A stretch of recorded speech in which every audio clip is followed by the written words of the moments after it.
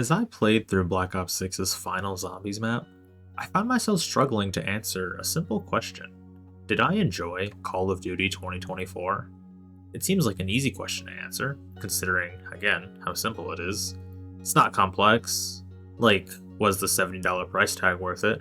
Was this iteration of zombies better than previous ones? Was the campaign solid? How did the seasonal content affect the game? Will I ever play Warzone? Yet, I feel as if though I can drum up an answer for all of these thoughts. No, $70 was too much for what this game offered. It could have easily been $60 or even less given how many in-game purchases existed. The zombies was an improvement from Cold War, and certainly MW3, but I still long for what we had in Black Ops 3, and dare I say even 4. The campaign was mostly engaging, it had some good set pieces, plus some good side content, but was quite predictable and didn't really have a satisfying resolution for your own character, Case. The seasonal content in regards to zombies was almost all good, and excluding some very divisive skins that were released, all of the new weapons and perks and whatnot for multiplayer was all kind of neat. Did I enjoy Black Ops 6? I can say for certain that I played the game a lot when it first dropped. I blew through the campaign over a weekend, and like I mentioned already, found it entertaining to experience, but disappointing in its story. After Cold War, I had expected a lot more from either my personal input in the ongoing developments, or at least a mind-turning plot twist, but neither of those really happened. I still had a good time, and ever the completionist, I spent the time 100%ing it by upgrading the safe house to max, as well as doing all of the secret puzzles.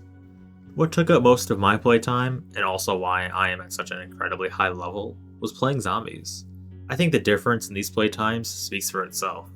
After putting this much time into it, I can safely say that this was an improvement from the Cold War system and all its maps, and I really liked all of the maps that BO6 had to offer, and yes, that includes the Tomb. I beat all of the Easter eggs, and just like the campaign, I 100%ed the challenges, as seen here.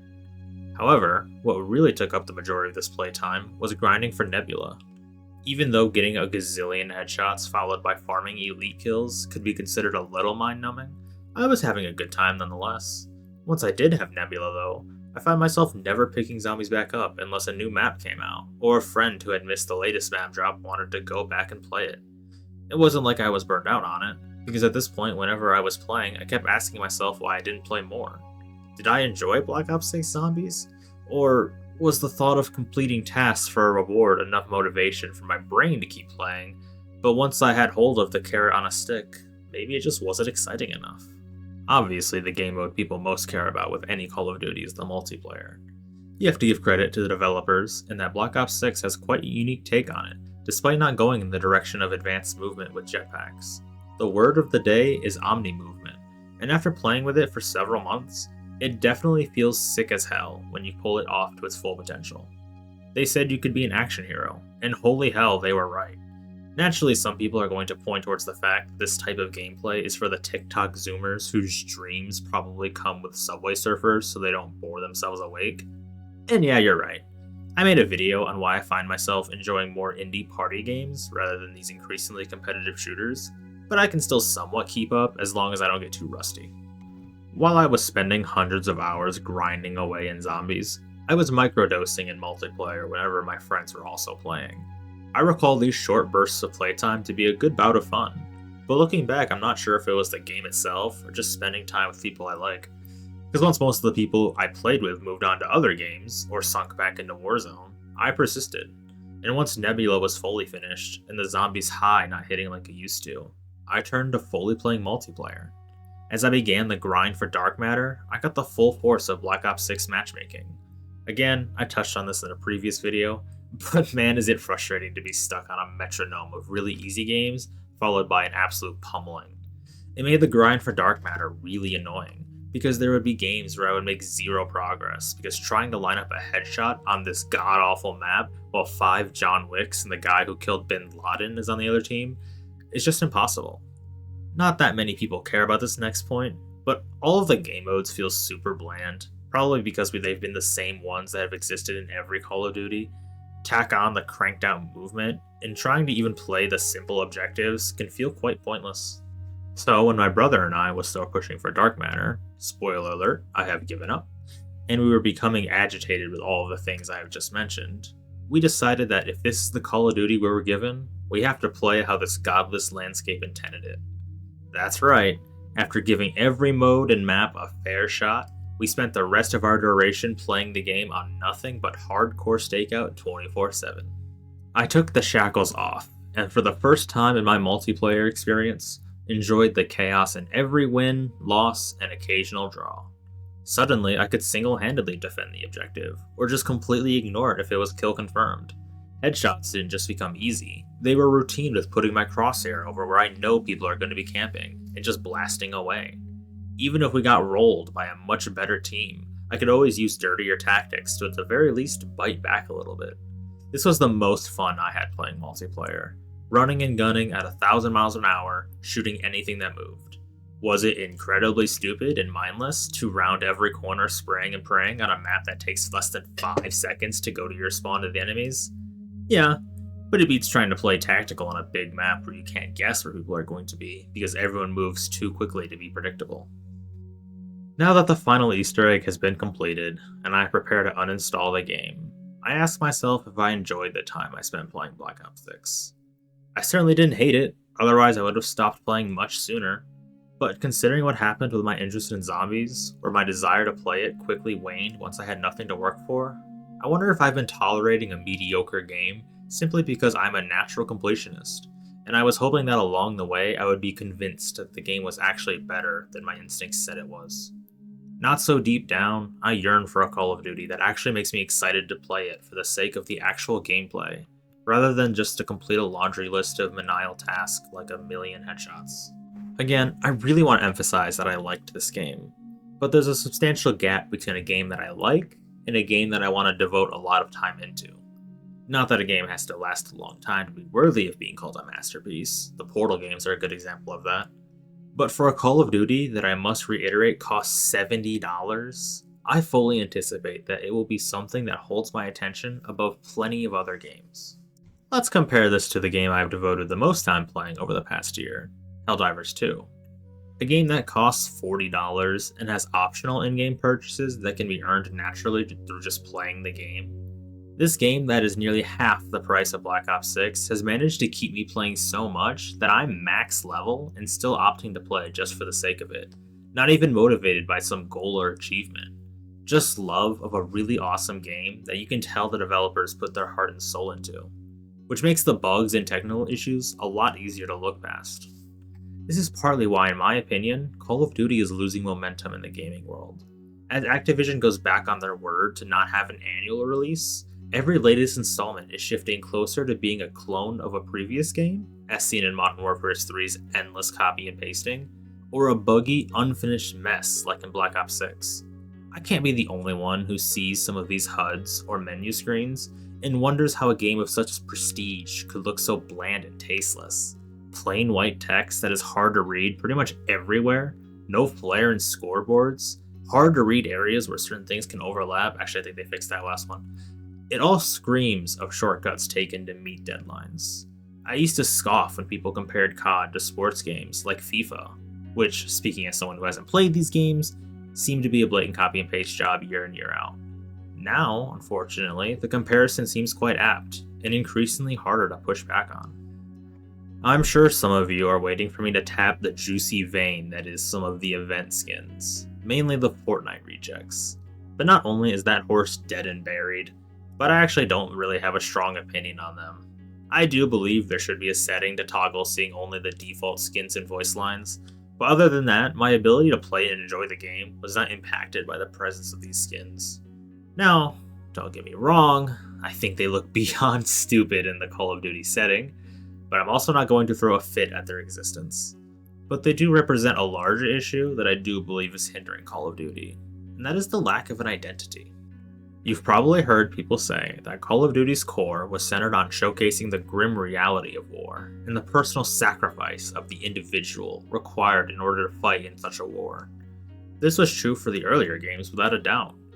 But for the newer titles, where exactly do you draw the line for when this identity stopped being important? It may be longer than you initially think. For me, I'd say COD World War II, back in 2017, was the last real serious take on the horrors of warfare. And all I remember from that time was how tired people were of the same World War II games, and that Call of Duty needed to do something different. Which, of course, meant to reboot a previous franchise and somehow do it worse, alongside continuing the other existing franchise into its seventh game into the series. My point is that COD hasn't been true to this supposed identity for many years now, which in my opinion would be okay if they ever actually got around to picking a new identity up. I already mentioned Helldivers 2 as a primary example of a game that I have been engrossed in, and it's also a great example of a game that doesn't just know its identity, but actively strives to stick with it. Arrowhead, the developers, stated outright that any new content, especially crossovers with other franchises, must fit into the Helldivers setting and not compromise the integrity of the lore. Many games don't necessarily need to follow this mantra, such as Terraria with its wide variety of crossovers, or Fortnite obviously. However, for games that expect the player to take them seriously, maintaining this core identity is integral to not break immersion. It also serves to keep the game consistent with how it was initially advertised, so that the people who bought the game for their reasons don't end up losing that original purpose. The Omni movement in multiplayer is to make you feel like an action star, but I don't remember seeing John Wick blow a shotgun shell through Stan's head. The Zombies mode doesn't necessarily suffer from this issue if you play by yourself, but otherwise playing online will almost certainly have at least one guy who's using the Seth Rogen skin with the same 4 voice lines. I'm not sure what identity COD needs to take in order to move forward, but the name Call of Duty needs to be at the center of it. The primal desire to defend one's own people against forces that would do them harm, not endless tales of stopping missiles or chemical attacks. Older games hit close to home because they told their stories in real life contexts, or somewhat parody universes, which made them mean something. This sounds like advice for a good campaign, but this rings true for multiplayer as well. Make me believe that whatever map and objective I'm playing feels like it has real stakes. Otherwise, I'll go back to defending democracy at the front line. One of the main points I want to make in this video is that despite everything I have said and all of the belly aching you might see across various social medias, Call of Duty isn't dying. Nowhere even close to that.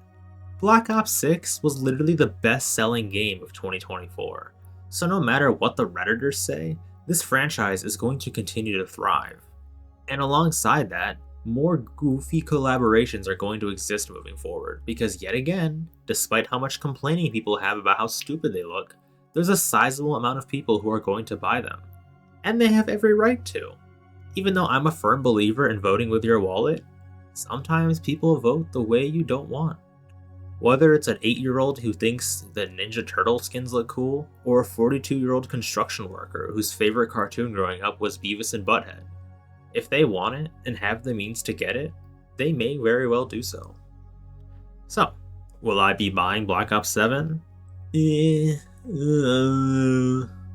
new Battlefield game is certainly catching my eye, even if ironically it seems to play more like Call of Duty than ever before.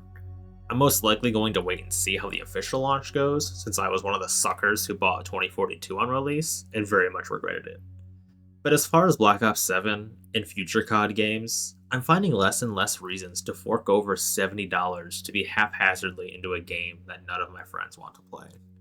Even more so with their latest announcement regarding Carry Forward, their statement being eerily similar to the one they gave before Black Ops 6 launched. And we all see how that went. I thought about spending some time into listing what COD would have to do to regain my interest again, but the things I wrote down would never actually come to fruition. Dropping the yearly release cycle, getting rid of the operator system, make a campaign that is self-contained and not an ongoing story, etc. And that's just fine. Activision will be fine about my 2 cents, as described earlier. Call of Duty isn't going anywhere, no matter what Reddit says, and no matter how stupid the skins become, this franchise is far too big to fail. Sure, some games will be moderately less profitable, but for the foreseeable future, I expect a lot more Black Ops and Modern Warfares until Activision feels brave enough to try something new. Or dare I say, stop for a year. It doesn't matter to me, because I have plenty of other games that I can play, and I would encourage anyone who's getting diminished returns from COD play something else. The difference between COD being a juggernaut of a game in the past compared to now is that these days gamers are kind of spoiled for choice in regards to the options they have to choose from. And with the presence of great games existing alongside Call of Duty, it becomes a lot easier to compare and contrast in order to determine whether buying the latest version is going to be worth it. In summary, you can hate COD all you want. You can hate the skins, you can hate the direction the games are going with only sequels, you can point to the fact that the Black Ops 7 trailer has a 4 to dislike to like times ratio. I think I said that right. You can claim the franchise is dying because your echo chamber says so. Or you can love everything about it and have loved every COD game ever. The games will continue to be made, and they will continue to sell well. But to gamers like me who don't have allegiances to one franchise or another, and instead choose to enjoy games that they find the most fun, Call of Duty won't ever die. There'll just be better games to play instead. Thanks for watching. Do the things you'd expect to hear at this time of the video, and if you want to fight in the comments about whether Battlefield 6 or Black Ops 7 will be better, I would love to see that.